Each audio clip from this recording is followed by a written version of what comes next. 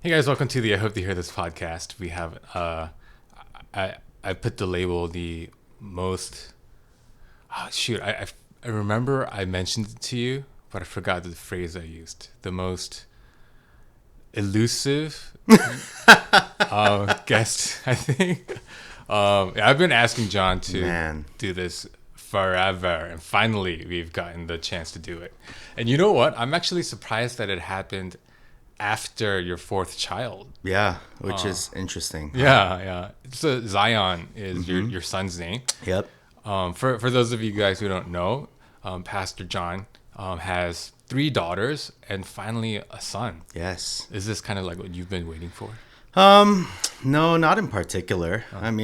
We're glad he's a boy, but we're not particularly happy that he's a son. As in, like, we wouldn't have been any more disappointed if it was a daughter.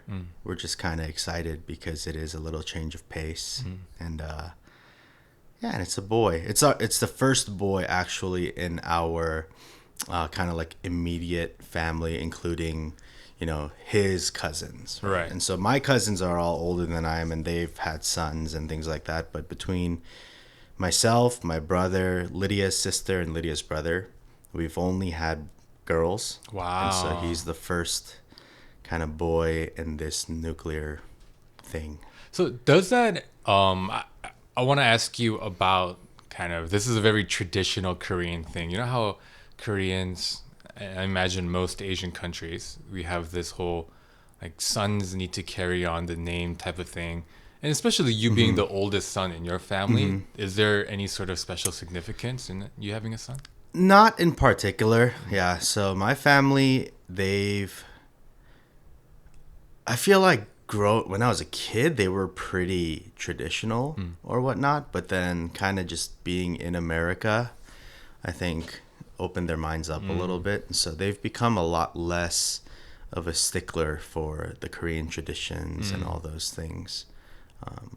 Yeah, I mean, they're just excited because it's like, oh, the first grandson, Right. And so they're excited for that, but it's not because there's a greater weight like on his shoulders or mine for Right. him to be a boy. Right. Yeah. Yeah, so for my family, between me and my brother, I have two daughters. My brother has two daughters. And in my dad's family, in my dad's like immediate family, he has only one other male sibling. So Wow. all like he has like four sisters, three sisters, So one shins brother. are few. Yeah, and his brother only had a daughter. And I believe my grandfather either was the only male or his brother didn't have any Wow. kids or something like that. No way. Yeah, so it's for that kind of branch of the family, there is kind of a stoppage here. And I remember when Kaylin, our second born, was like when we found out the gender, my mom was like, "It's okay, don't be disappointed." dang. No, but it I wasn't- see, I see. Okay, Yeah, okay. she made it like, "Oh, don't be disappointed," because my like Shirley mentioned at one point how she wanted a son, but we were like, I feel like you're projecting a little bit because like we're totally fine with the daughter. So even though my parents are also like, like it doesn't matter as long as the baby's healthy kind of thing. I think my parents, at least my mom, I don't know about my dad. I think my mom has a little bit of a, I do wish one of you guys would have a son. Yeah. Are both of you guys done? We're not done. My Okay. brother has said that he might be done, but who knows? He also said that he wasn't going to have a second kid for like 6 years, but then it happened way faster. So Oh, interesting. yeah. Okay. So yeah, we'll see. But yeah, again, with all that said, thank you so much for being here. I Yes. know it Thank must you for be, having me and not giving up on me. Yeah, no, of course. No, this is the interview or the episode that I really wanted. This should have been like episode 9. Yeah. No, because, like legit, going back, the episode that I did with Lydia, your wife, that was like fairly early, I want to say, like 30s maybe. Wow. Yeah. But this is going to be like episode like 130 or something like that. Wow. So, yeah. You're a beast, man. Oh, no. Yeah. It's, I've slowed down a ton. It's, I noticed a little gap, but dude, over 100 that's wild. yeah, it's been fun. And we'll get into it later too, but I want to talk about the But Honey podcast as well. So Yeah, for the Which is why I know that 100 is no joke. yeah. But yeah, so thank you for coming, and I thought we'd get it kicked off with kind of just hearing about your story, of how you ended up in Georgia, because your transplant, fairly recent transplant in the grand scheme of things, and Yeah. I always thought I kind of know a little bit, but I thought it was very interesting how you kind of like went around a lot of different places and ended up in Georgia, like Atlanta of all places. Yeah. I'll try to make it as coherent as possible, but long story short, was born and raised in New York. Same with my wife, born and raised in New York. We both met in New York, but both got married in New York. I did all my schooling in New York, including seminary. I went to Alliance Theological Seminary. Shout out to ATS. And so we were in New York doing ministry in New York for about 3.5 years. And during that time, a good friend of mine was a missionary in Haiti. And so we were just taking like a brief family vacation while he was up in Canada. Because we would kind of frequent Canada. It's like a 8-hour drive, which wasn't like a huge deal back then. And so during one of our times in Canada, we were just kind of, joking around with each other. And I was like, man, it'd be so fun for us to work together. And he was like, dude, do it. And then we just like kind of stopped laughing. And I was like, man. And he was like giving me the whole pitch for his nonprofit in Haiti, his mission organization. And so I was like, you know what? Like, let us pray about it. And so while we were praying about it, that was kind of the first time. Lydia, she's a little ahead of me in terms of like where she sees the direction of our family going. And so even from the moment we were married, she was like, do you not see like missions in the horizon at all? And I was like, no, we're going to be in New York forever. I want to plant a church here and I have a 20-year vision, Obviously, we know who was right. But yeah, so long story short, what happened was while we were praying, we just felt God place a heart for the nations. I guess I felt, right, because Lydia had been feeling it.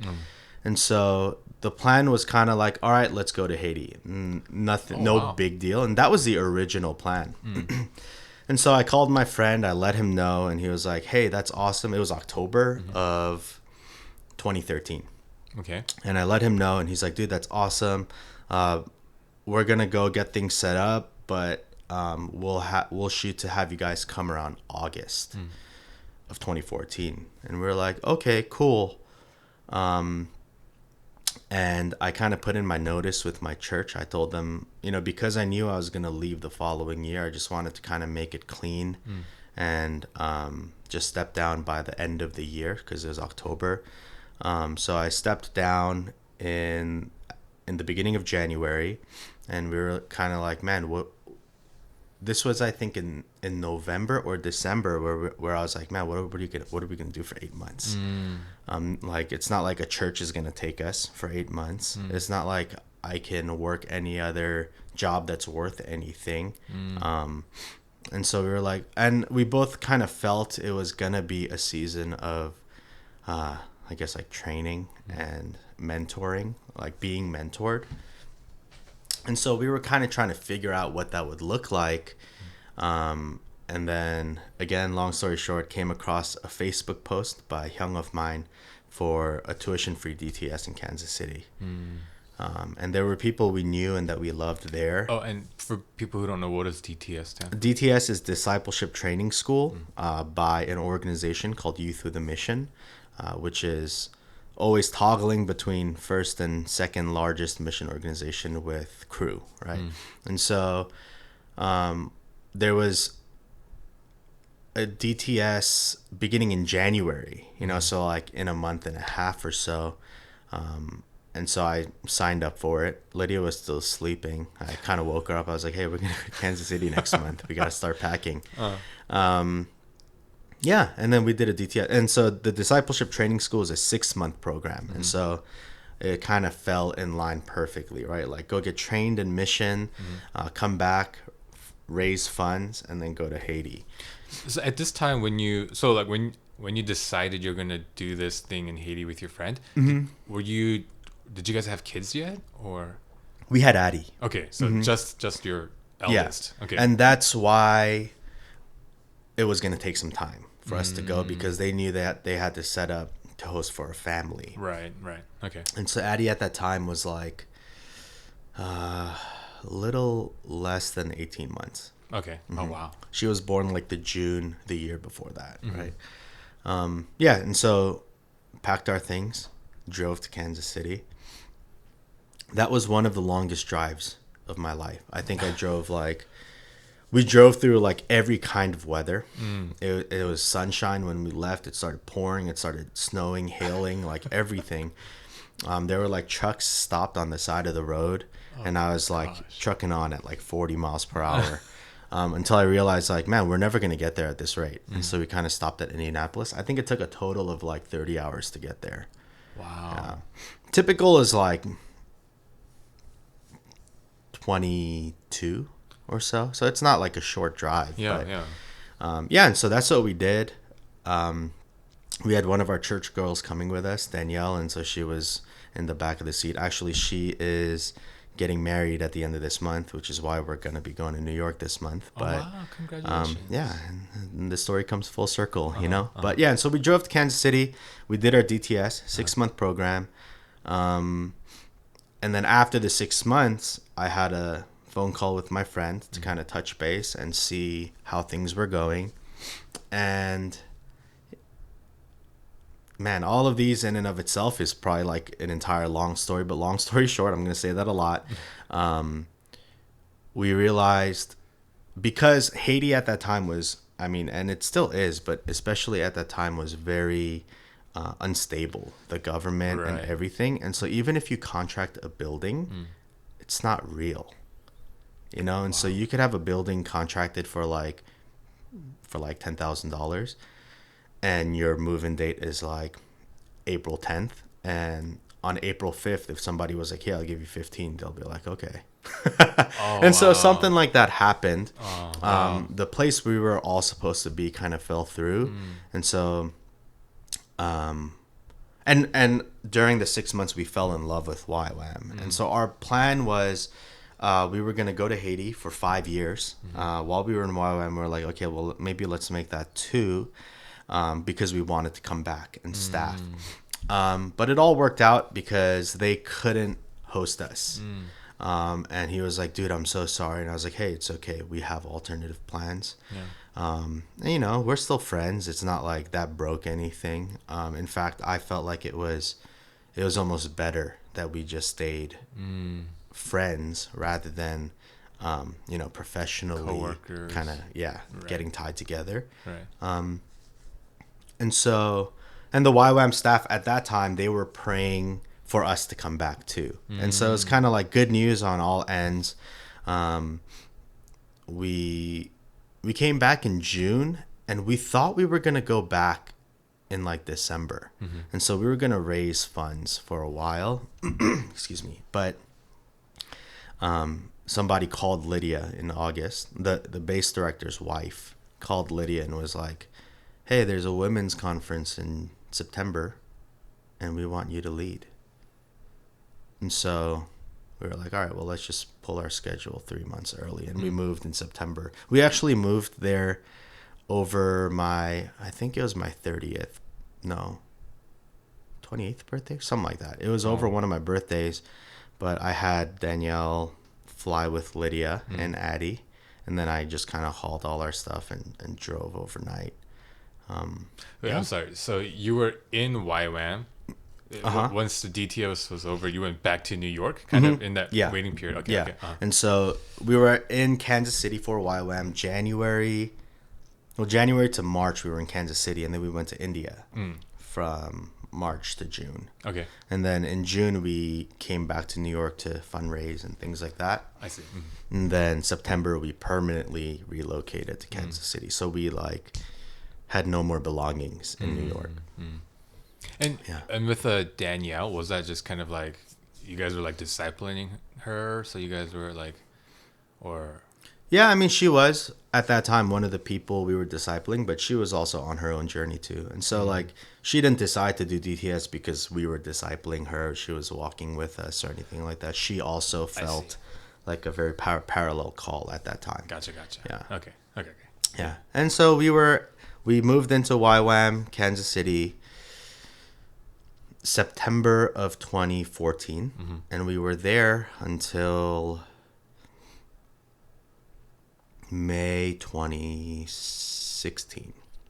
So a little shy of 3 years. Yeah, a little shy of 3 years, including our DTS. We were there for like about 3.5 years, and then we moved here. And the way that happened, again, and while you were in Kansas, you had another child, right? yes, we had our second child in Kansas City, Hadassah. And so by the time we were getting ready to move here, we had Adeline and Hadassah, who were probably at that time, probably like 5 and 2 or something like that. Yeah. And so, or I guess about to turn 5. And then the second one had just turned 2. Yeah, and so in Kansas City, we felt like there was like a transition coming for us. So we were kind of praying through what that was. And again, long story short, we felt like God was calling us to the family sphere, and also back to the Korean American church. Yay, you know? And so... then can I ask? Yeah. Because you were... I mean, a lot of people who kind of grew up in the Korean American church, there's a lot of emotions, a lot of different thoughts behind the Korean American church, right? So was it like a mostly negative or positive emotion? That's a great question. It was a mix of both. Probably more negative, to be honest. But it was... I guess like probably more negative looking at the Korean church again and like knowing I'll be working under that system again. But at the same time, we took a lot of lessons from YWAM of even just like, you know, YWAM is a super multicultural, multi-ethnic organization. Right. It's not even just like, you know, bunch of mixed Americans. It's like people from all over the world literally coming, right? But still, even in that kind of context, there's a lot of you know, things that you don't like about the Korean church, which you kind of assume is isolated to the Korean church but isn't. And then you realize a lot more. It's like, oh, there's just stuff in me too that's just very offendable, you know? And so, you know, we matured a little bit.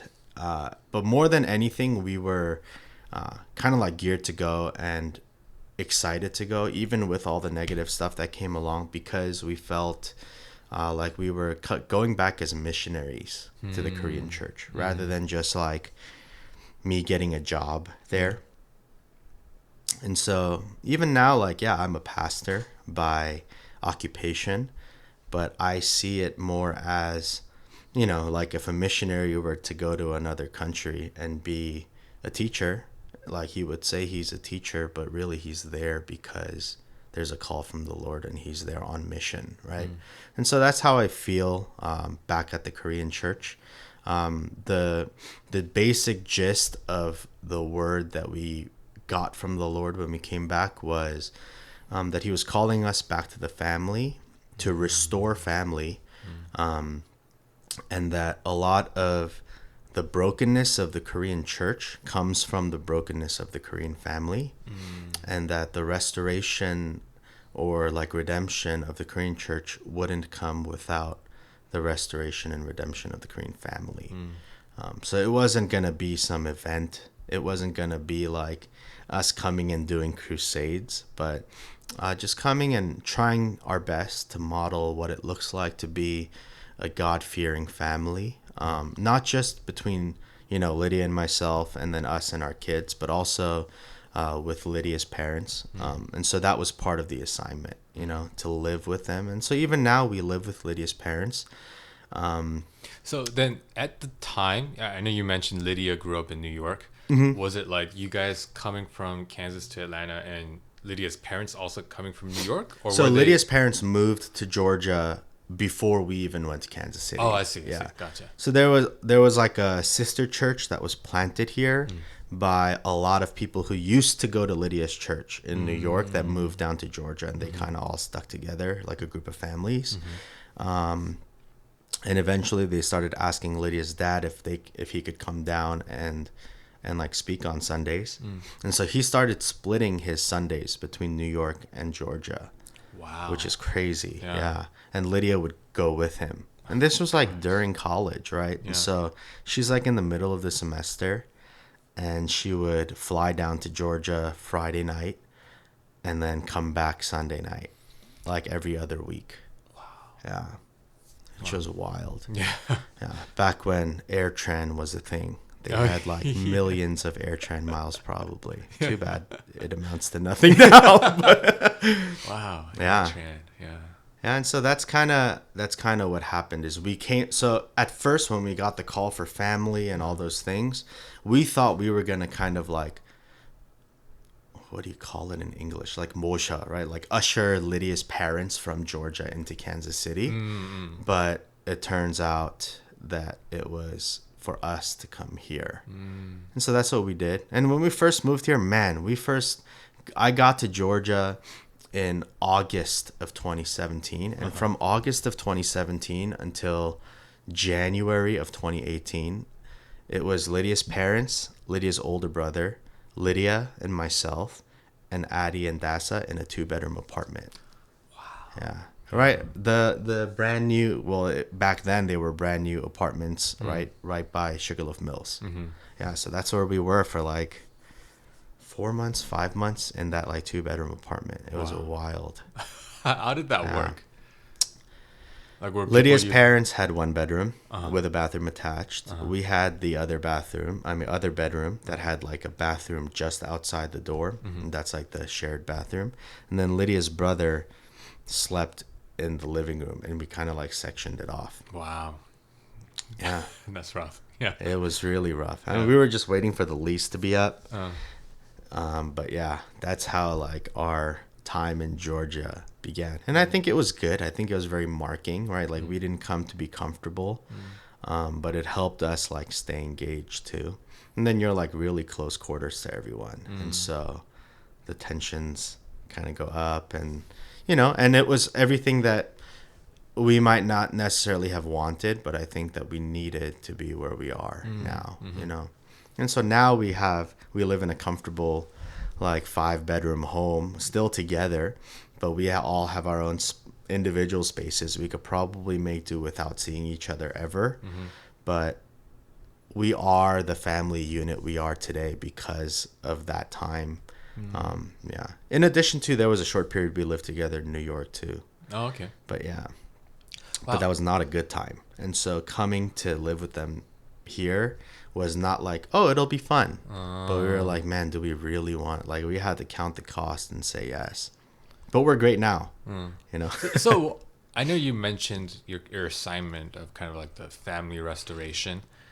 What does like family brokenness look like? Because I'm hearing all this and I'm like, oh yeah, it resonates. But for me, I don't know if, like, I mean, not saying that I'm bad with my parents. Like me and my parents is great, but just because I know what the typical like Asian American family, especially the tension between the first gen and second gen looks like, I don't really know if you were to tell me, distinguish for me what is like a broken family versus a non-broken family, I don't know if I would be able to do it just because it's for sure broken looks like such baseline to me. Yeah. So. And I think also with, the pride and shame culture being so prevalent in the Korean culture, it's hard to tell from the surface to begin with, right? Because everyone's trying to look like a great family on the outside.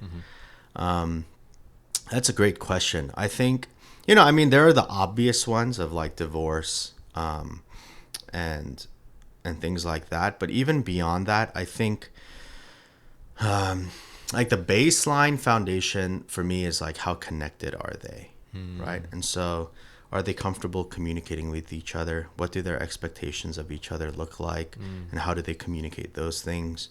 I think, and so again, I think the clearest picture of it comes out in the Korean church because it's kind of like the most extreme. Right. For those of you listeners who aren't familiar with Korean church dynamics, and again, this is just a broad stroke painting. It's not like every Korean church is like this. Even with our own church, I think we're blessed to have a very healthy relationship between the KM and EM. But there's this kind of catch-22 where the EM will always just be children to the KM, right? A lot of times, like, there will be a slip of the tongue, and KMs will just call the EM youth because that's just how they see them. But there's this catch-22 of the KM wanting the EM to mature, but never entrusting them with something to mature in. Right. And so the EM, on the other hand, as they're growing up, there's a bitterness in them because they're like, I'm not a child, don't treat me like a child. And then there's like kind of a chip on their shoulder because they see what the KM isn't good at. And they're like, well, we're good at those things, but why do they treat us like we're second-class citizens? And so I think there's a lot of that kind of dynamic even in the Korean American families, at least, the ones that I've had the privilege to counsel and, have trusted me enough to step into their spaces. More than anything, the brokenness isn't like it's not an aggressive brokenness. It's just a disconnection. Yeah. And then, Koreans being the passive kind of people that they are, just let that disconnection linger. And then you're just really, if you're in the same house, you're roommates more than family. We see that even between, Korean parents sometimes, between husbands and wives who like are probably just together because of their kids and because of public image, but they're more just roommates than like in love, right. And married and connected. And that kind of bleeds through, I think, between the relationships of children and parents too. I think, I'll throw in a little plug for my wife. It's one of my favorite songs that she wrote is her Korean song, right? Oh, me too. Yeah, 심장이 말한다면, if the heart could speak. And the reason I think that it is so powerful, and we've, had people share with us that it was so powerful, like people sitting with their parents and crying together. And it's because like she was able to say the words that they, deep down want to say, but they just can't get themselves to say it. And I think, so I think it all comes down to communication again. And so the more broken the family is, I think there's also the greater sense of assumption. Yeah. They just assume like, oh, they'll know this or they'll know that, or, right. Yeah, and I think that's the when I first heard that song, it was like, oh, these are the words like I wish I could hear. Yeah. Like I know that they think I know, what I mean? Yeah. But then like just to be able to hear these words and actually like get it out there, I think it is a guys, Absolutely. If you haven't heard, it's a great song. You should go Spotify, look up Lydia Yoon music. Lydia Yoon. Yeah, I think Lydia Yoon works, yeah. Yeah. But like even with like Korean dads, I think most sons know that their dads don't hate them. Like that their dads love them. Probably to a measure are proud of them. Things like that. Like dads will go and like show off their kid to their friends. But then like in front of them, they'll never say like, man, I love you. Yeah. Or I'm proud of you for this. Or you did a good job with that. It's just kind of assumed, Right. And I think it's really telling because like I would say the relationship I have with my parents is pretty healthy. Like compared to relative to like the typical. Yeah. But the most memorable moments of my dad being proud of me weren't him telling me. It was always someone else saying, "Oh, your dad told me this about you." Yep. Yeah. So it's like, like that's like those are the moments where it's like, oh, like he does, like he is proud of me, he does love me. Yeah. But yeah, I think when you say expectation and kind of the whole, like you assume the other party knows but isn't really communicated, yeah, that is such a huge barrier. And I think it's like compounded with the fact that there's a language and cultural barrier Yeah. now. I mean, even without those things, Yep. it's tough. But with those there, yeah. So I mean, I want to ask you then, kind of your relationship with, since you've lived with Lydia's parents. There's another level of kind of disconnect because you're not related by blood. Absolutely. Yeah. And I'm sure there's, for lack of a better term, kind of a power struggle. Not to say that anyone's trying to grab power, but then, you're a head of a household. Yes. He's also a head of a Right. household under the same household. So, like, I mean, can you tell me a little bit about the dynamics? Well, let's start with some of the things that were tough and then some of the things that, were a blessing. Yeah, for sure. I mean, the tough ones are, for me, kind of the most obvious things are there are things that genuinely bother me that they would do on a regular basis, but I don't feel like I have, at least at first, right? I didn't feel like I had the relational collateral or the position to say anything to them. And so then you just feel like you're kind of eating it, you know? That was probably the toughest thing. And then also, I mean, okay, I'll just start by saying a lot of people, when they hear like that I live with my in-laws, they're like, oh, good on you. Like, it must be hard. And they're like, oh, sugo 많이 하네, you know, and they're like looking at me like I'm doing the harder thing. But to be honest, I think it's far harder for Lydia because they're her parents and then I'm her husband. Right. And so for me, I have my wife and then I have my wife's parents. And so there's a very clear distinction of what takes priority and whose side I take, all of those things. But, I know it's tough for Lydia because when there are things that bother me, who do I tell? I tell her. And if there are things that bother them, who do they tell? They tell her, right? And so I think that's where we've matured a lot in our relationship is that now we can actually communicate those things to each other too. Without having to go through Lydia. Right, without having the middleman of the real blood, right? Of course, it's not just like, hey, you didn't take out the trash or like whatever. It's like we learn to do it in a way that isn't offensive, but we're at least communicating, right? Well, some parties, it's like they're still getting there because their personality is a little more like keep it in, explode. Right. But yeah, I mean, so that was probably one of the toughest things is when we have different preferences or when things aren't in sync, right? Like something as simple as the refrigerator. Like, where do we put our stuff? How do we put it? How much groceries can you buy? Where do you put it? And that's where like a lot of things were tough for me because things just move. And I have a really big pet peeve on like putting everything back in its home. And then when it's not there, like something should be here. It could be right here and I'll be like, where is it? So that was probably the toughest thing. And then of course, parenting our kids, that becomes tough, right?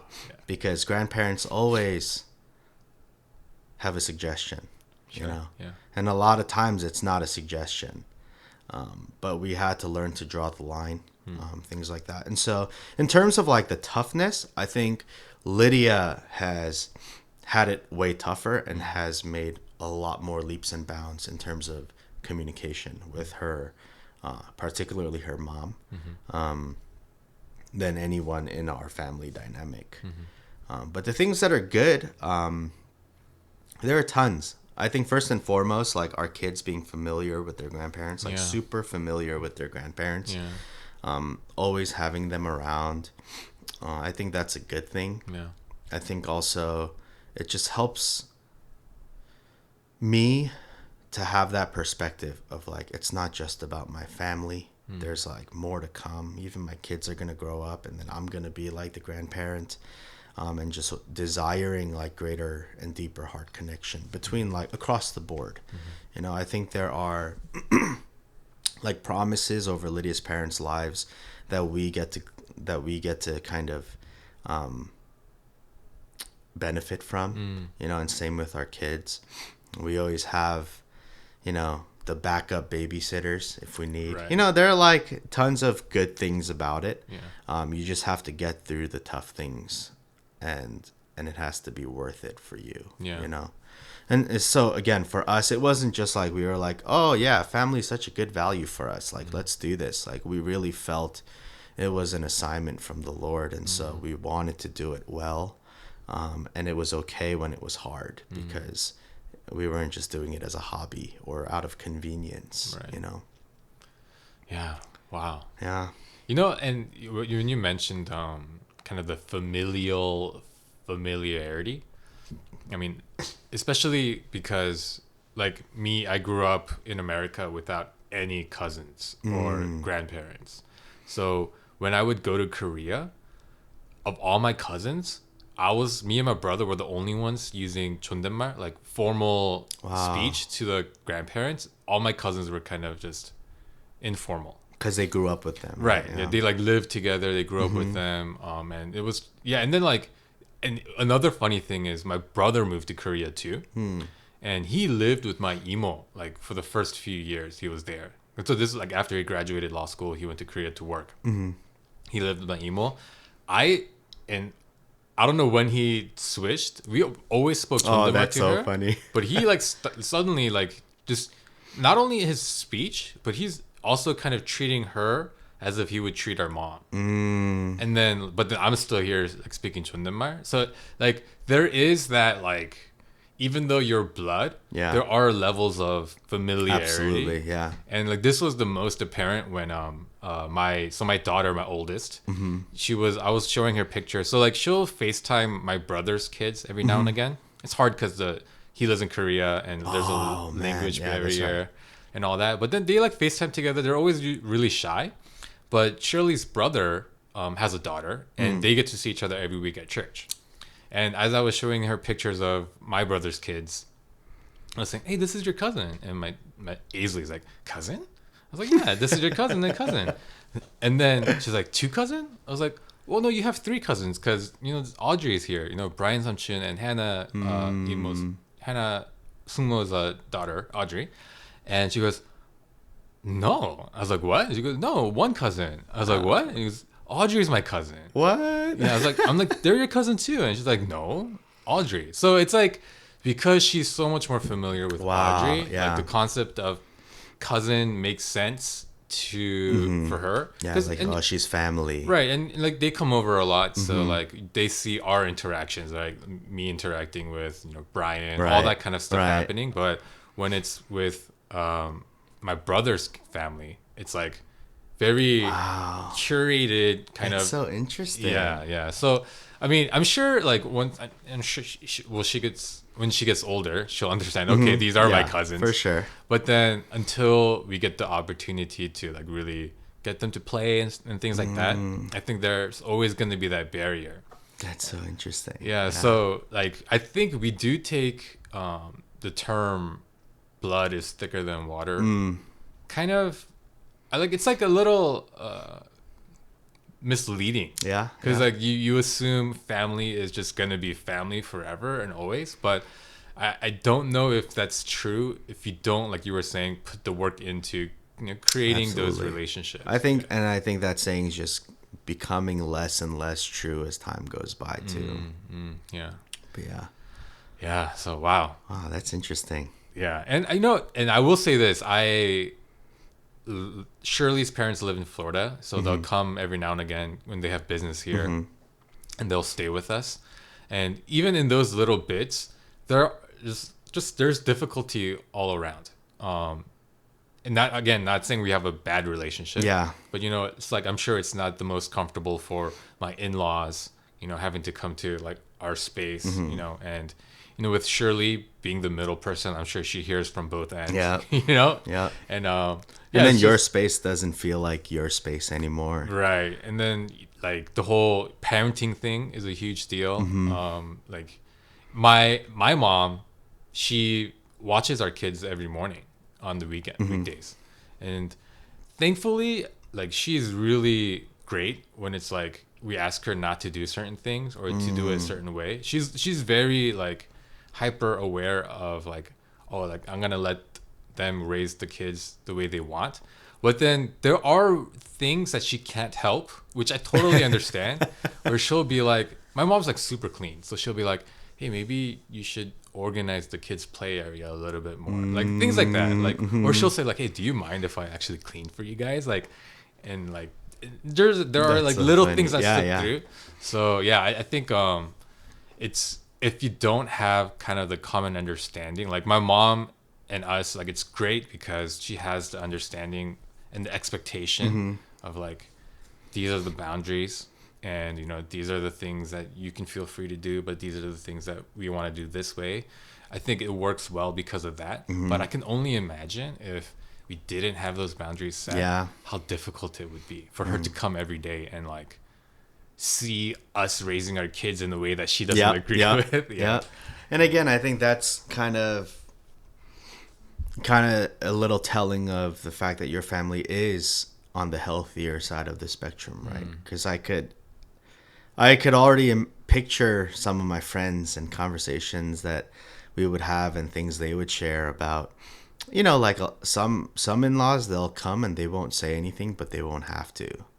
You know, you just know they don't approve of what you're doing, how you're doing it. Yeah.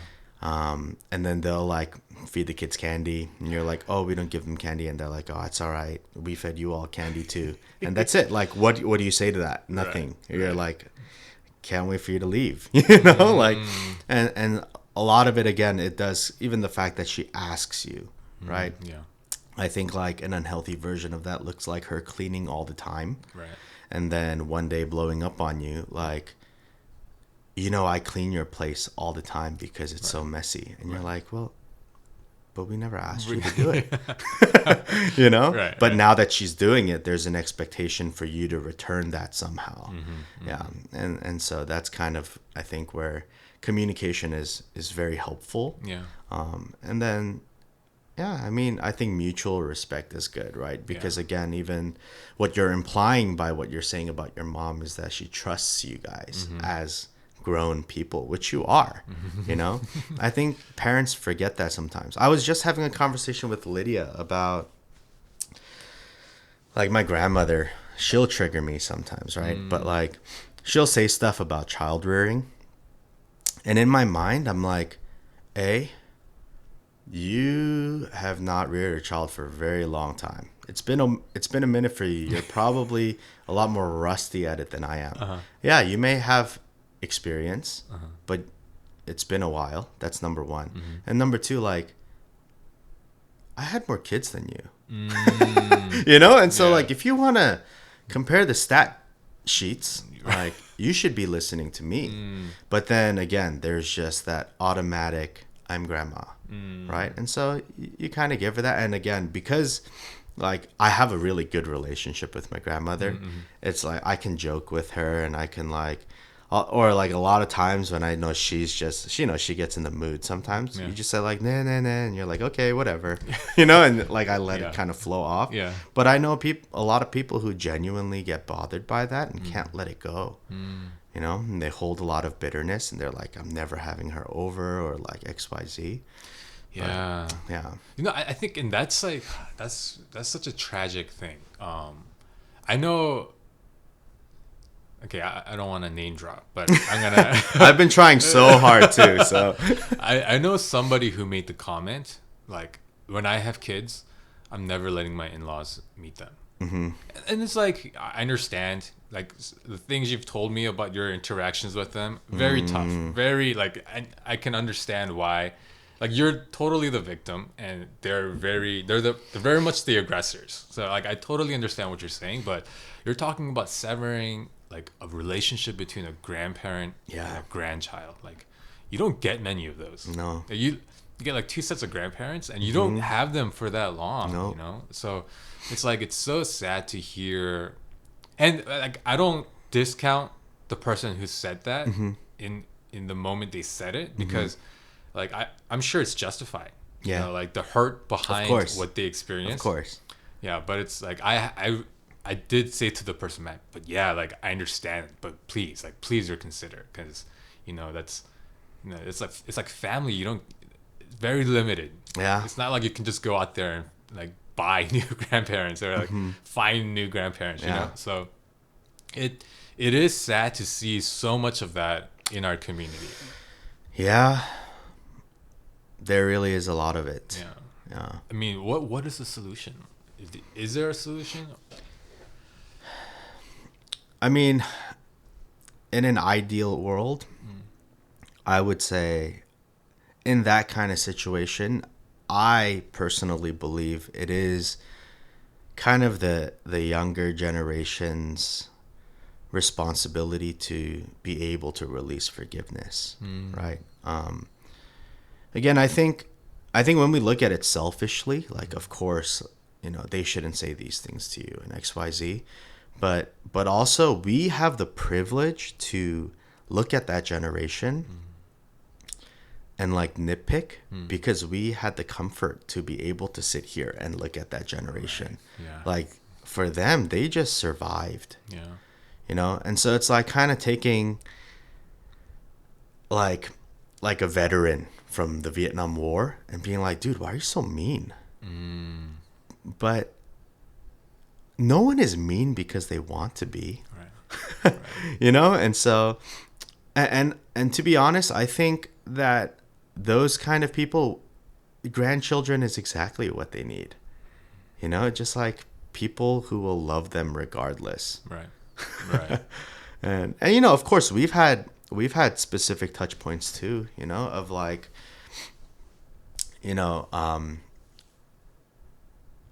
I don't want to blow up her spot or make her look bad because that's not what it is. But Lydia's mom, sometimes like her tone sounds a little mean, even though she doesn't mean it that way, right? She's just like sometimes communicates very aggressively and is very loud. And one time she made Maya cry. And like this is what it took for her to like wake up, for Lydia's mom to wake up, is because of that, Lydia and her mom got into a little argument. At the end of the day, what like Lydia had to tell her mom was, do you know what Maya said? She's not crying because she got in trouble by you. She's crying and she said that you hate her because of how you talk to her. No. And she was like, oh my gosh. Yeah. And of course she doesn't. And we know she doesn't. Yeah, That's yeah. why we're able to say that to her. But like, that changed the way she talked to Maya. And there are things that our parents will do for our kids that they'll never do for us. I mean, this is kind of sad, but some people with pets know that, right? Some people's moms treat their dogs better than they treat their kids. And like, that's exactly how they'll treat their grandchildren. Because it's very rare that you have a relationship where you get to just pour on them and yet not feel like you have any responsibility, and I think it's a very freeing thing in that sense to be a grandparent.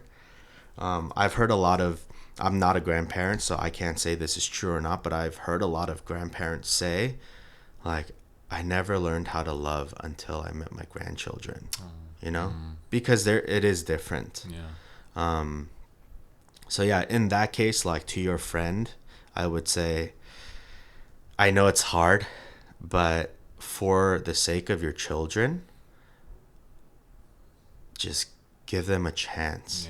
And yeah, like obviously if they're like abusive toward your children, like protect your children at all costs. But don't just write it off because of your personal experience. Because their engagement with their grandchildren are usually very different. Although they might be super sweet to them and then look at you and tell you what you're doing wrong. But sometimes it's worth it, for the grandchildren. I know that, for my kids growing up, they knew all their grandparents and they loved them so well. But I don't remember when it was, but I was like super sad recently because, I mean, for context, I lost my dad in 2020 to COVID. And all my kids knew him except like Maya didn't really know him. They might have met once or twice, but that was about it, right? But my older two have like so many memories of him, but Maya doesn't, and then now Zion absolutely doesn't, you know, and he doesn't get that love, and so that, you know, things like that, that'll make me sad sometimes, but for kids, there's such a special place in their hearts for the grandparents, because they know that their grandparents are the ones who will love them but not discipline them, who will like give them what they want in secret, you know, and like who they can almost like share secrets with, like from their parents, right? And there's so many memories. Like when Lydia's parents want to spend time with my kids, I always let them. And even so, there's like this what do you call it? Like a rhythm, that occurs every Saturday where Lydia's dad will go out and buy McDonald's breakfast, which isn't the healthiest breakfast, and all the kids will go to, you know, grandma and grandpa's room, and they'll sit there and they'll eat McDonald's breakfast and watch TV. Probably like everything that a responsible parent doesn't want their children to do, outside of like having candy and like playing with knives, right? Right. But and so like I there was a part of me that I was like, man, should I say something? Should I like shift it to something more productive? Should I, you know, whatever? But then like the conclusion I kind of came to is, man, when they're older, they're gonna remember this. They're gonna remember lazy Saturdays in grandma grandpa's room. Like they probably won't even remember what they watched, but they'll know they ate some sort of McDonald's breakfast and hung out with grandpa and grandma. And so like that memory, to me, becoming like a core memory and a rhythm is, to me, worth the McDonald's that they're consuming, you know, or the TV, that the screen time beyond our control, you know, that they're using. And so that is so precious. I'm sure whenever in the future they eat McDonald's breakfast, it's gonna trigger that memory. Like, oh man, I remember I used to eat this with grandma and grandpa every Saturday, you know. And I know that's gonna happen, because I know Shirley, she grew up with her grandma, until like she was like in like high school. Wow. So she like lived with them for a long time. So like she'll still like talk about things that they used to do with such fondness. Like she'll say like, oh, like we used to live there, and like every Saturday, like she'll pull the wagon and like we'll like sit in and like go explore, like things like that. Like just randomly she'll like remember something. Like it doesn't even have to be at that spot. Like I think she mentioned it because she saw like trees or something like that, you know. And like for me, like whenever I eat pop, like I never leave a single grain of rice. I'm the same way because of my grandma. And then it was like it wasn't like my grandmother forced me to. It was, she always, like after I was done with the bowl, was like, oh, you're not done yet. And then like she would like show me like how to eat that. So it's like whenever like I finished a bowl of rice, like I think about that. I think about her, you know. So it's for sure, so precious, those memories. And so there's a part of me that's like, man, I can't wait until we live separately. But there's a part of me that's like, you know what? I don't mind doing this until we can't do it anymore. Right. Yeah. You know? So good. So do you feel like in the way that you've seen kind of how your family, quote unquote, brokenness has been, you know, semi or maybe fully repaired, like are you able to kind of see that in like your ministry and like the people around you? For a while we were. I think COVID kind of did a number on that, because everyone, you know, everyone was just afraid of people at that point. And so I think we're kind of rebuilding to all of that. But I mean, because with COVID, it was like if you see your grandparents, you could kill them, kind of. Yeah. And so I think that kind of, that didn't help at all. But before that, it was really cool to be able to speak into like other parents' lives, for parents to like trust us with how they should deal with their children. And yes, like I think that a lot of youth parents will do that with their youth pastors, and I was, you know, doing youth in addition to the EM, but I think the kind of advice we were able to give them, and, you know, to see them genuinely try to pursue their kids in that, I think that that's very cool to see, right? Like, just communication. I think at the end of the day, a lot of parents, I don't know if there are any young people listening to this, but if there are, when parents hurt their kids, very often it's not intentional. It's just, and it's so frustrating for the parent because they don't know how to fix it. Yeah. But I think it all does come down to communication. A lot of it comes down to how we communicate to one another. And I think I'm a strong believer that we can change, that one person can change an entire relationship by how they talk, right? And so we've seen it in the past, and we want to continue to see it, of course, in the future. Now that people are getting back together more often, I think we're getting to see a better picture of it. Yeah. But even with our church right now, we're in a very unique situation where our church isn't fully done undergoing construction. So we don't have regular touch points with our KM. We've almost been like our own little church plant for the last like year. Wait, do you guys have a building now? We have a building in Peachtree Corners. Oh. But we only have like the room that the EM can meet in ready. And so we've been meeting there. I see. Oh, yeah, cool. But the KM sanctuary has been taking a while because of, supply chain stuff. Yeah. I'm sure supply chain stuff. And and so like a lot of our subcontractors weren't able to meet their deadlines. And it's not their fault. It's just if you don't have the material, what can you do? Yeah. And so it was supposed to be done actually like now, like this specific week. But I think it got pushed back to like June. Yeah. I see. But once we're all in the same building together, I think we'll be able to be a lot more active in that again too. Yeah. Do you have a cutoff time that you're good? Because I'm good. Because I wanted to ask, we're almost at an hour, but you mentioned COVID, and I wanted to ask a question. Feel free to decline to answer, but something kind of interesting that I saw during COVID, like kind of after the strictest like lockdowns and mandates and all that kind of stuff subsided, I saw it took a toll on like the pastors. Like I saw a lot of shift in, like your friend group, like a lot of some people like choosing to find a different vocation, like there's like people moving around, things like that.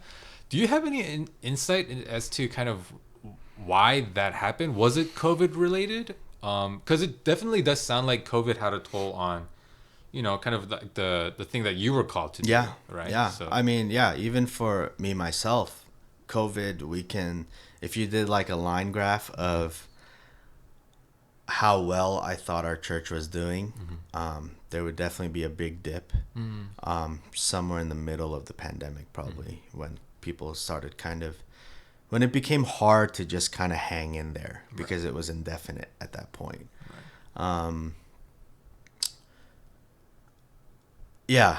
Absolutely, because the nature of ministry is people related, right? And it's face to face, and it's like elbow to elbow. It's not the same when things shift digitally. And then, of course, if our only job was, to run a smooth worship service, then we can probably do that. But when we start losing the relational touch points, it becomes really hard. That's when you start losing vision. That's when you start kind of wavering, for some people in their call in general, but for others, just in like hope for their ministry, if that makes sense. Like, they know they're still going to be pastors, but they don't know if anything will change with their congregation, with their group. We've also seen, drastic dips in attendance, or even like, Zoom services are not, they're not the most fun things to do. Right. You know, in a sense, it's like, you know, the first couple times I did it, I was like, oh, this is so convenient. Like, I don't have to dress up. Right after we do it and we hang up, I'm just home. Right. And I just take care of my kids and back to the family grind. Like, no one coming up to me afterwards and all those things. But I think the primary thing, if I could pinpoint it to one thing that happened or that COVID did,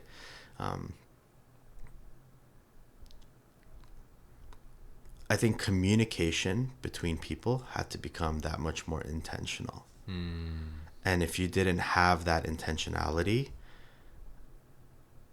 the relationship was going to take a toll. Yeah. Whether it was family or friendships or ministry, you know? And I think that's when pastors started getting really busy because, excuse me, they're like trying to figure out the whole digital thing. Yeah. It's not like all the pastors were doing that to begin with, right? And so they had to figure all that out. But then on top of that, people are having a harder time than ever before, but they're having a harder time than ever before. And just things, I think it was just like a really long strip of rocky road where like at first you're like, okay, well, let me just like hang in there. And then you're like, when is this going to end? Yeah. You know? And so it definitely took a toll, you know, it took a toll on my peers. It took a toll on myself. Yeah. I know some of the larger, I mean, Atlanta's a pretty large city too, but I know some of my friends in New York and California had it really hard. I know churches that haven't started meeting in person until recently. And of course, like there was that other blip that just happened earlier this year too, right, you know, where every church went like full digital again because of Omicron. Yeah. But yeah, so when there's like not a regular rhythm of people getting together, I think it's like twofold. One is the pastor wanting to, having to be extra intentional about building relationship with people, or I guess threefold. Two, the people having to be extra intentional about engaging the pastor, and when they're not, and when the pastor's not, they feel like they're unseen all of a sudden. And then three, just between the community, right? Like for a pastor, I don't know about every pastor, but for me, man, like I don't need anything more than the people at my church loving one another, you know, and you know, of course, like the people in their spheres and outside in the community and things like that. But primarily, like, as long as my church feels like they're a church, you know, like they're a people of God together, like there's nothing more that I could ask for. Yeah. But when everyone feels so isolated, that like hurts your heart as a pastor. You know, it's not like disappointment or like, oh, they should know better. It's just like, you know, it's not easy for them. Yeah. But then there's really nothing you can do at that point until they're ready to step back into the fold. Right. You know, and so. Yeah, I think we definitely did take for granted like the simple fellowship time that we had at church. You know, even if like it wasn't like fully intentional, just the fact that, you know, before service, we were like meeting, small talk, and then after service, like, oh, you guys want to go eat? Like those things. Yeah, I think now that we're back in it, it's like, oh, it was so precious. Yeah. Like we, like without it, like it was so hard. And like I didn't realize how energizing, as an introvert, surprising to say, I didn't realize how energizing it was to like have like fellowship with people. And I remember, so when COVID like first happened and everyone went virtual, like it was like me or pastor and like one other guy like in the big sanctuary by ourselves, like trying to, I think in the early on, like it was like off of my like Microsoft Surface, like using the camera on that, like some of my dinky like the podcast equipment to try to like get all the sound. I might together. have seen some of those services. Yeah, so it was so different. I mean, like the word of God doesn't change, right? And like worshiping God, people say like you should be able to worship anywhere, which is true, but I think yeah, like the fellowship aspect of service, I think we like everyone kind of wrote off. But for me personally, at least, it like really like was like, oh, it's so important. Like we're not just doing this just to hang out. Like it really building the body of Christ is like so huge. Yeah, and really just showing up is half the battle. Yeah. You know, and so there's a different level of engagement you're ready to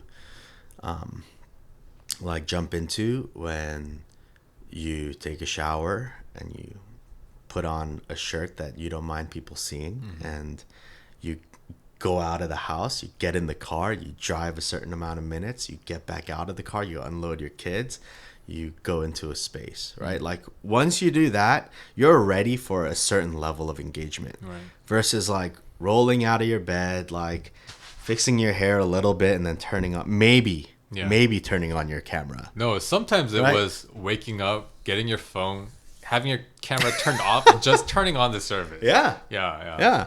And like, and so in that sense that like the level of engagement people are ready for in person is just different. Yeah.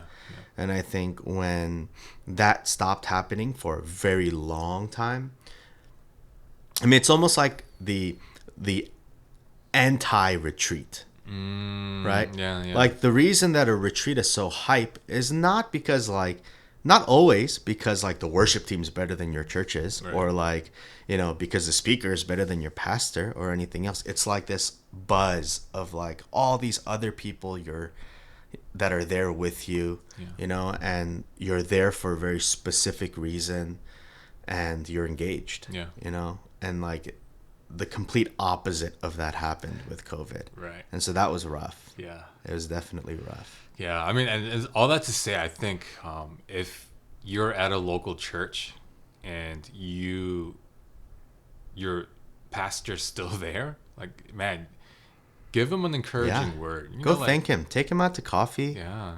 You know, like it means a lot. It means, I mean, and we don't do it to be seen or noticed, but when people see or notice, you know, who wouldn't be encouraged by that? If anyone from GEM is listening, your pastor.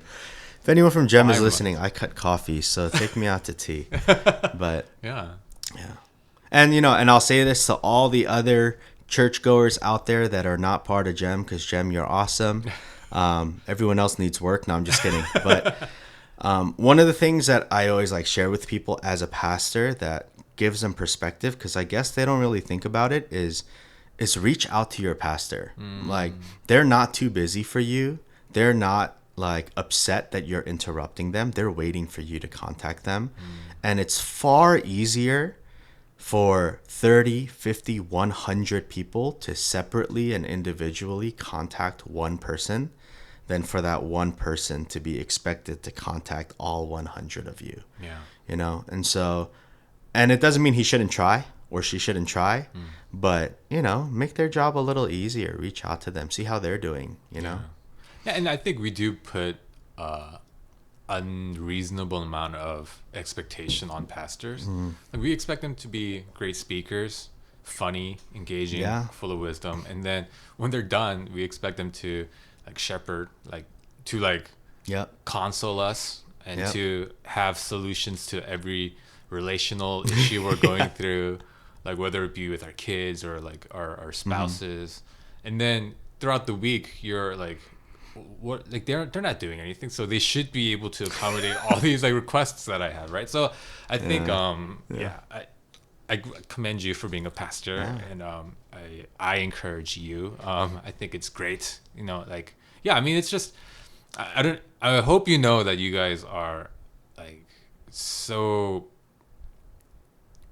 loved and so valued in the most understated way, because I think it's like it's easy to take for granted someone who you see every week, and it's very easy to say, well, that's what they're getting paid to do, and which is like a really odd statement for a job that is motivated by calling rather than the paycheck. Absolutely. You know what I mean? You should take a look at their paychecks and you'll stop saying it. Exactly. Yeah, a lot of people don't know. Yeah. So yeah, pastors, I think, having come out of COVID, yeah, they really do. I think they need special attention. Yeah, I completely agree. Yeah. But then, props to guys like you too, who are lay leaders, who work during the week, who have families, and yet show up for the extra hours, not because you get paid, but because you love the church, and you serve, and those hours aren't unseen and they're not unappreciated. And so again, for anyone who's listening, if you're bothered because your pastor seems to suck at something, perhaps they just don't have the bandwidth for it, and it would really help for someone who, maybe notices those things to step up and to fill those needs. Yeah, for sure. Yeah, it's so easy to sit back and criticize. It's a whole nother ballgame to actually take ownership of your local ministry, your local church, and say, hey, I want to help out and I want to serve. Yeah. Again, we can talk about this forever, but on a base level, let me just ask you to give your pastor the benefit of the doubt. They're not lazy. They're not stupid, right? They went through schooling to be underpaid. Like, they paid tons of money to be underpaid to do what they're doing. It's not volunteer work, but it's pretty close to it. And so just love on them, man. Appreciate them. Yeah, and shout out to Jem, because I feel very loved on and appreciated. I really do. And so I'm not just saying it, but shout out to you guys if you listen. That's awesome. I'm gonna send it to all the members that I know. Hey, go listen to your pastor. And lastly, I actually wanted to talk to you about the But Honey podcast. So for those of you who guys don't know, there is a great podcast out there called the But Honey, as in like But Honey, the But Honey podcast, and it was hosted by Pastor John and his wife Lydia, and it was, correct me if I'm wrong, but the heart behind it was to kind of have a model for how to have civil disagreements, right? Yeah. It is a great podcast, and like so much wisdom, and it was very entertaining, right? So any thoughts behind kind of getting that rolling again, getting some new podcasts? Man, to be honest, we have had some people ask and things like that, and we do want to, right? So it's shelved indefinitely, but it's not thrown away. The world is only getting more disagreeable, it seems. Like it seems less and less okay to disagree with people. Which is so insane to me, because civilizations are literally built by people who disagree with each other being able to come together, right, for a greater common goal. I think people these days are super conditioned by the media honestly, I'm talking to some teachers, maybe even some education systems, to like hyper focus on these differences. Back like when we were kids, we were taught to notice the differences, to appreciate them. But I feel like kids these days are almost conditioned to be hyper focused on them, like this, like it needs to be fixed. But difference, like, how creepy would it be to live in a world where literally every single person agreed about everything? Right. It's impossible. Maybe it's possible, but it's creepy. It's like, what is it? Like, what is it? Stepford Wives? Like, fake, like, That's what it would be. But I think it's the creepier part isn't that. The creepier part to me is what I'm seeing happening is people will only talk about the things that they know other people agree with you on. And then like whatever is kind of triggering or hot take or whatever, people like for fear of their livelihood, which is the crazy part. It's like you're literally like, you risk your mortgage and your family like having to move out of their house because you have an opinion that's not shared by not even the majority, maybe like a vocal minority somewhere, and it's we see so many examples of how to have a very combative and aggressive disagreement. Absolutely. But there's so few examples of how to have a good like civil conversation. And like like the Oscars with like Will Smith slapping Chris Rock. Yep. Like this is like kind of the things that happens. Like the Oscars is supposed to be like a prestigious award ceremony, and because you don't agree with what someone jokes about, like you feel you have the right to physically assault the person. Like, And I mean, if we can do a whole podcast about that, but if you want to like take it a level deeper, he did laugh. yeah, Something happened in between him laughing and him slapping Chris, which was probably the fact that he noticed that Jada was offended, right? And that's like illegal now. We're not allowed to offend people. You know, I feel bad for comedians because their entire livelihood depends on offending people. Yeah. But the right level. Yeah. But that level is not safe anymore. Yeah. You know, like I encourage people everywhere, look up any comedy movie made in the early 2000s and play it. Yeah. Those would be like contraband today. Yeah. I'm surprised they're still on certain streaming sites. Right. Because they're so quote unquote offensive. Yeah. You know? But yeah, and so that's kind of why we started the podcast, because we wanted people to see it was okay to disagree, and that, you know, more than being okay to disagree, that you can still come to the table and have like civil discourse and appreciate each other. Yeah. Right? Like, not all of my friends agree with me politically. Right. Not all of my friends agree with my religious point of view. Not even everyone who's a Christian agrees with what I believe about Christianity. Right. But that's okay. Yeah. Like, we can still coexist and do more, right? We can still appreciate each other and be in relationship and love one another and serve one another, and we're allowed to do that. Yeah. And I think that's what we wanted to show, you know? And so... And one thing I appreciate about the podcast is it wasn't like... So, like, for example, the episode where you and Lydia are disagreeing about like, with technology. And with it wasn't like at the end of the podcast, you were like, okay, let's tally up the scores and see who's right. more... Right. And then now you have to... Right. It was, all right, now we got it out there, and this is, like, how we're, like, appreciating each other, and good. Yeah. Like, it doesn't have to be that once you start a conversation about something that you have to conform to one idea at the end. Right. So it's I think that is something we're losing. It's when we start having a lot of the conversation, like Twitter, right? A lot of the arguments, it's like they're so toxic, and it's like you can tell both parties want to conclude it with the other person saying, fine, you are right. Yep. I'll now subscribe to whatever way of thinking that you have.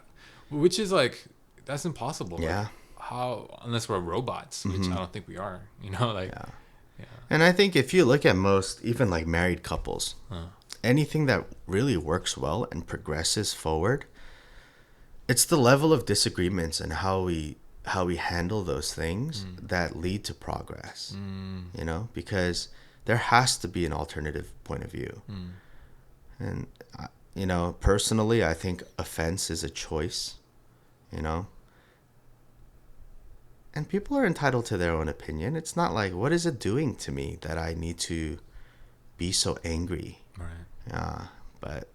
And I also think it's counterproductive, the kind of society we've created, because people who live in fear of sharing their opinions, like, they're not going to change their opinion if they're not talking. Like, maybe some people have genuinely, like, really bad opinions, like neo-Nazis. They have really bad ideas of, like, race, right? Yes. But, like, you know, until like you can engage with people like that and get them to, you know, like, explore and talk about why they think these things, like, they're gonna hold on to those ideas forever, you know? So maybe in, like, a less extreme example, like wife and a husband, maybe the way that the episode that Shirley and I did on the savers and spenders. Like financially, how do you figure out how to? Because that's a big thing when you get married. Absolutely huge.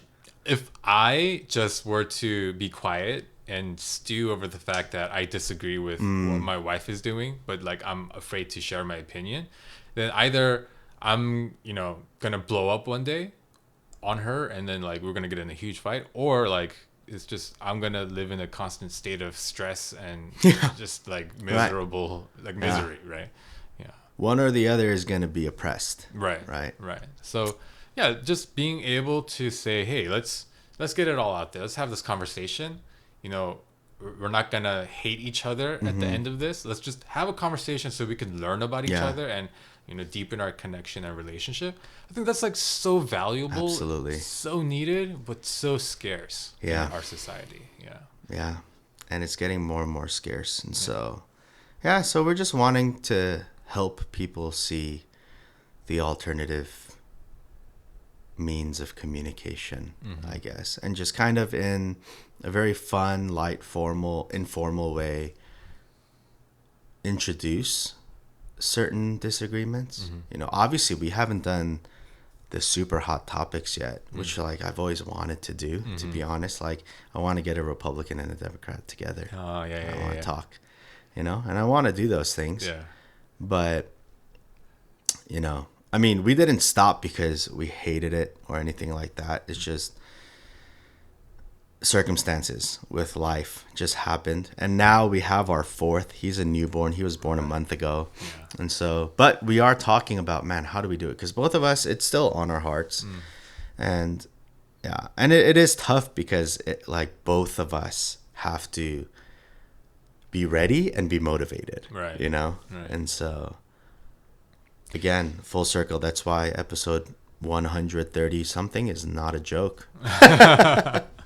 Thank you. No, but I would say though, you should consider maybe like if Lydia isn't feeling up to it, maybe you do it with like a guest. Yeah. So I've thought about it. Vice versa, you know, if you're not up to it, you're busy with church, Lydia would be able to.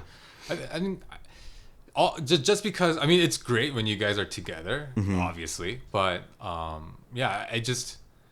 want to selfishly motivate every podcaster that I know personally to like keep going. I get it, man. Yeah. I mean, little tidbit. I started this podcast.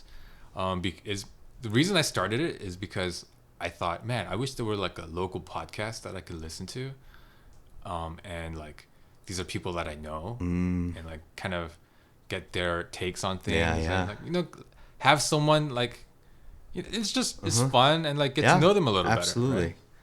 And I'm so glad with you when you started Butt Hunt. I mean, I'm not saying that it was my influence that got you started. But it was. No.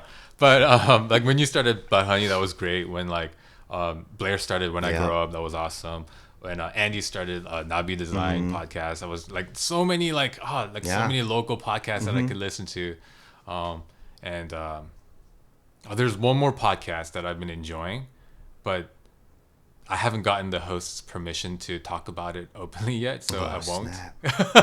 But you know what? I'm gonna ask him and see if I can maybe have him on. Yeah. So, I mean, yeah, it's kind of a selfish question of me to ask, like, when's the Butt Honey podcast coming back? But I do really believe the heart behind it and kind of your mission of the podcast is so needed and yeah, amazing. For sure.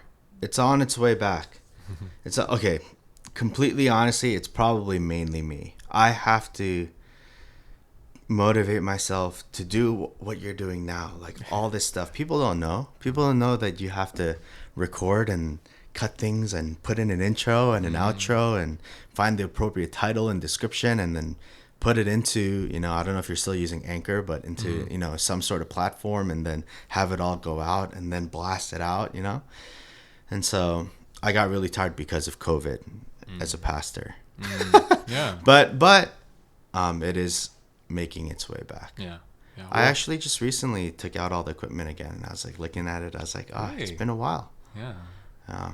And if you ever need a guest, absolutely.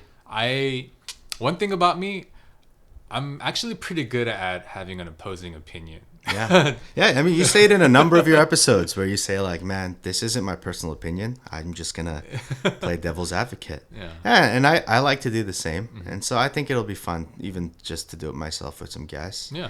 But we'll see. I mean, people won't mind Zion making noise in the background. Oh, too, no. probably, I think people would prefer that. Yeah. No, and having kids, I mean, I only have 2. I can only imagine with 4 what that's like. Man, yeah, we should get all the podcasters, the local podcasters together, and we should do an episode together. That That'd would be be really fun. fun. Yeah. I actually got the interface I have. I used to have one that only did 2 tracks. Yeah, I and got then you one got that the does 4. it actually can do 6. Ooh, Yeah. So look at that. Yeah. Yeah. Man. Yeah. So that would be great to get everyone on Yeah, together. that'd be really super fun. Yeah. Well, let's make it happen. Bring your own mic. Yeah. Well, yeah, I don't want to take up too much more of your time. We're almost at 1:30 Wow. already. Yeah. So yeah, thank you so much for being on. Any last thoughts that you want to close out with?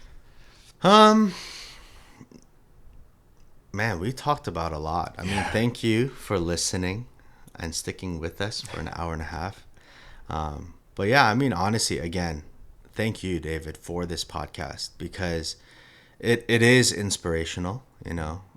It is motivating to other creatives to want to keep creating, even when it's not easy.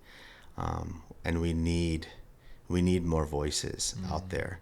And so, yeah, this was only beneficial to the return of Bud Honey. Oh yes, that was the plan. That was the ulterior motive behind this. That's it. And thanks, Lydia. Thanks, Honey, for letting me be here. You know, time not with her is a sacrifice for her. Yeah. You know, so thank you. Seriously, thank you, Lydia. I can only imagine 3 kids at home by yourself. Yeah. 4.